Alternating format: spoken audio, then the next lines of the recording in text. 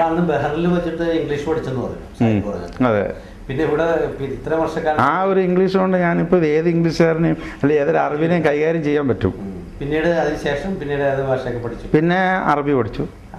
അതെ, അറബി നല്ല ഫ്ലുവൻ്റ് ആയിട്ട് അറബി സംസാരിക്കും, അതുപോലെ ഇംഗ്ലീഷും സംസാരിക്കും. അറബി ബഹറിൽ വെച്ചാണ് പഠിച്ചത്, ദോഹയിൽ വെച്ചാണ്?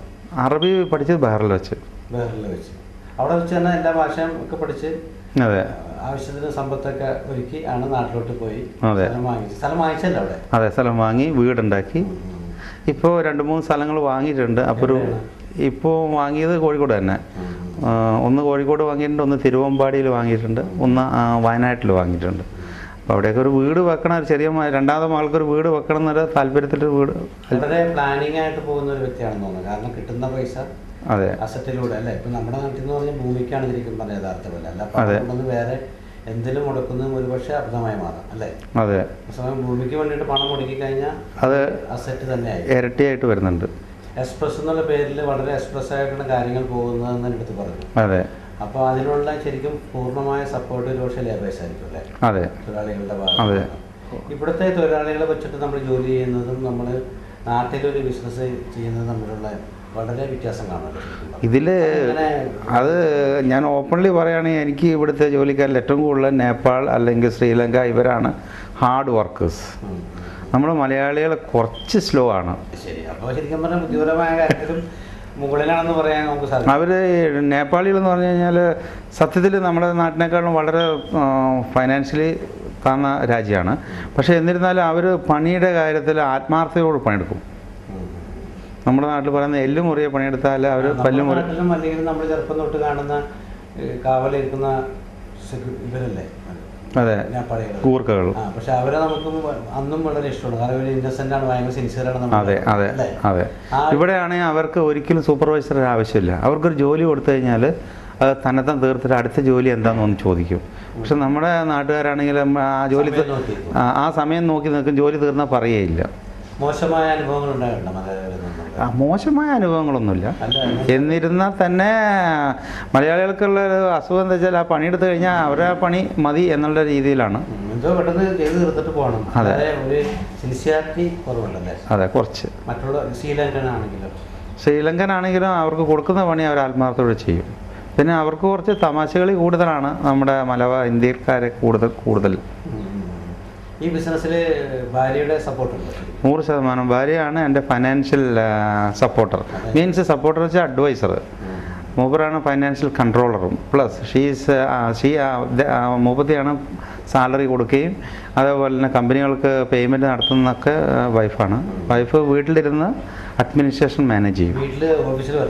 ഇല്ല, ഓഫീസിൽ മന്ത്ലി 1 or 2 times സാലറി കൊടുക്കാനും അല്ലാത്ത ഞാൻ നാട്ടിൽ പോകുന്ന സമയങ്ങളിൽ മൂപ്പത്തി ഇവിടെ വന്ന് മാനേജ് ചെയ്യും. അതർവൈസ് വീട്ടിലിരുന്നിട്ടാണ് മറ്റുള്ള കാര്യങ്ങൾ മുഴുവൻ ചെയ്യുന്നത്. ഒരു പക്ഷേ ഗൾഫിലോട്ട് അന്ന് ബഹറിലോട്ട് വന്നില്ലായിരുന്നെങ്കിൽ താങ്കൾ ജോർജിയ എവിടെ എത്തുമായിരുന്നു ശരിക്കും പറഞ്ഞാൽ? എനിക്ക് എത്തില്ല. എനിക്ക് 4 സഹോദരന്മാരുണ്ട്. അപ്പം അവരെ പോലെയൊക്കെ തന്നെ ഞാനും ആ രീതിയിൽ നടക്കും. ചെറിയ തോതിൽ ഗൾഫിൽ പോകും. അങ്ങനെയൊക്കെ അങ്ങോട്ട് തട്ടിമുട്ടി പോകുന്നുണ്ട്. അതെ. പക്ഷേ ജോലിയിൽ നിന്ന് മാറി ബിസിനസ്സിലോട്ട് കിടന്നപ്പോഴാണ് എന്തായിരുന്നു ശരിക്കും പറഞ്ഞാൽ എൻ്റെ ഒരു ഇൻസ്പിറേഷൻ, പ്രചോദനം ഈ ബിസിനസ്സിലോട്ട്? ബിസിനസ് വെച്ചാൽ എൻ്റെ കുടുംബപരമായി എൻ്റെ ഫാദർ ബിസിനസ്സുകാരനായിരുന്നു.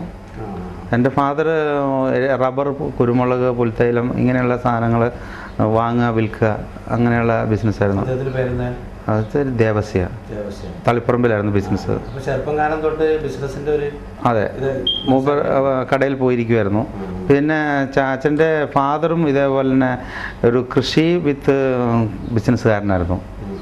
അപ്പോൾ മൂപ്പർ ഇതേപോലെ തന്നെ മറ്റേ മംഗലാപുരം അവിടെയൊക്കെ പോയി ഈ സ്ഥലങ്ങൾ വലിയ 100 ഏക്കർ 200 ഏക്കർ സ്ഥലം എടുത്തിട്ട് അതിൽ കൃഷി ചെയ്യും. പൽമറോസ്, സിസർല, ഇങ്ങനത്തെയുള്ള പുൽത്തൈലങ്ങളുണ്ടല്ലോ, ഈ സുഗന്ധദ്രവ്യങ്ങൾ, അത് കൃഷി ചെയ്ത് അതിൽ നിന്ന് സാധനങ്ങൾ വാങ്ങുക, അല്ലെങ്കിൽ നെക്സ്റ്റ് നെയ്ബേഴ്സിൻ്റെ ഇത് വാങ്ങുക, തൈലങ്ങൾ വാങ്ങുക, എന്നിട്ടത് ഹൈ വിലയ്ക്ക് വിൽക്കുക. ആ രീതിയിലുള്ള ബിസിനസ് അന്ന് അപ്പൻ്റെ കൂടുതൽ ഞാൻ നടക്കുമായിരുന്നു 10ാം ക്ലാസ്സിൽ പഠിക്കുന്ന സമയത്ത്. എനിക്ക് കൃഷിയിൽ ഭയങ്കര താല്പര്യമുള്ള ആളാണ്. പക്ഷേ ഇപ്പോൾ വാങ്ങിയിരിക്കുന്ന സ്ഥലങ്ങളിൽ ഞാൻ ഫ്രൂട്ട് ഗാർഡൻ ഉണ്ടാക്കാനാണ് പ്ലാൻ. പിന്നെ ഇപ്പോൾ തിരുവമ്പാടി എടുത്ത സ്ഥലത്തിൽ ഫുള്ളായിട്ട് 7.5 ഏക്കർ എടുത്തിട്ടുണ്ട്. അതിൽ ഫുള്ളായിട്ടും എന്താ പറയുന്ന ഒരു ഫാം ഹൗസ് പോലെ സെറ്റ് ചെയ്ത് മൃഗങ്ങളെയും അങ്ങനെയുള്ള സാധനങ്ങൾ വളർത്താനുള്ള മനസ്സിലുണ്ട്.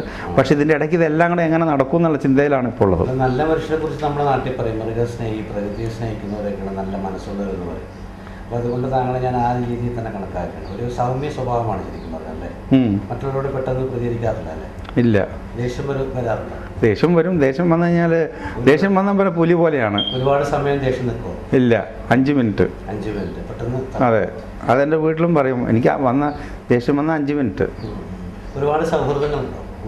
കൂട്ടുകാർ വളരെ കുറവാണ്. അതെന്താണ് കൂട്ടുകാർ കുറവായി? കൂട്ടുകാരൻ ചില പുറത്ത് പോയി കമ്പനി പിടിക്കാറില്ല. അതുകൊണ്ട് ഞാൻ എൻ്റെ ബിസിനസ്സും അല്ലെങ്കിൽ എൻ്റെ മോസ്റ്റ്ലി ഞാൻ തിങ്കിങ്ങിലാണ്. 24 മണിക്കൂറും ബിസിനസ്സാണ് മനസ്സിലല്ലേ? അതെ. ഇനി എന്താണ് ഡ്രീം, പുതിയത് സ്വപ്നം? എൻ്റെ സ്വപ്നം ഇനിയിപ്പോൾ ഫാം ഹൗസ് അല്ലെങ്കിൽ ഒരു ഫ്രൂട്ട് ഗാർഡൻ, അങ്ങനെ എല്ലാം വളരെയധികം ഗംഭീരമായിട്ട് ദൈവാനുഗ്രഹം ഉണ്ടാകട്ടെ. ഒരുപാട് വിജയങ്ങളുണ്ടാകട്ടെ. എല്ലാ നല്ല ആശംസകളും ഞാൻ ഹൃദയത്തിൻ്റെ ഭാഷയിൽ നേരുകയാണ്. ഞങ്ങളുടെ ചാനലുമായി ഇത്ര സമയം സഹകരിച്ചതിന് വളരെ നന്നായി സംസാരിച്ചതിന് ഒരുപാട് നന്ദി. Thank you very much. Thank you very much. പാരമ്പര്യമായി കിട്ടിയ അനുഭവവും കഠിനാധ്വാനത്തിലൂടെ, ലക്ഷ്യബോധത്തിലൂടെ അദ്ദേഹം നേടിയെടുത്തതാണല്ല. അദ്ദേഹത്തിന് ഒരുപാട് നന്മകൾ നമുക്ക് നേരാം. ഇനി അടുത്ത എപ്പിസോഡിൽ കാണാം. ചോദ്യം ഇതാണ്: നമ്മുടെ രാഷ്ട്രപിതാവായ മഹാത്മാഗാന്ധിജി ഏത് സംസ്ഥാനത്താണ് ജനിച്ചത്? ചോദ്യം ഒന്നുകൂടി: നമ്മുടെ രാഷ്ട്രപിതാവായ മഹാത്മാഗാന്ധി ഏത് സംസ്ഥാനത്താണ് ജനിച്ചത്? നിങ്ങളുടെ ഉത്തരം ഇനി പറഞ്ഞ ടെലിഫോൺ നമ്പറിൽ വിളിച്ചത്. ഞങ്ങളെ വിളിക്കേണ്ട ഫോൺ നമ്പർ 0484-231-7782 അല്ലെങ്കിൽ 83. ഫോൺ നമ്പർ ഒരിക്കൽ കൂടി 0484-231-7782 അല്ലെങ്കിൽ 83.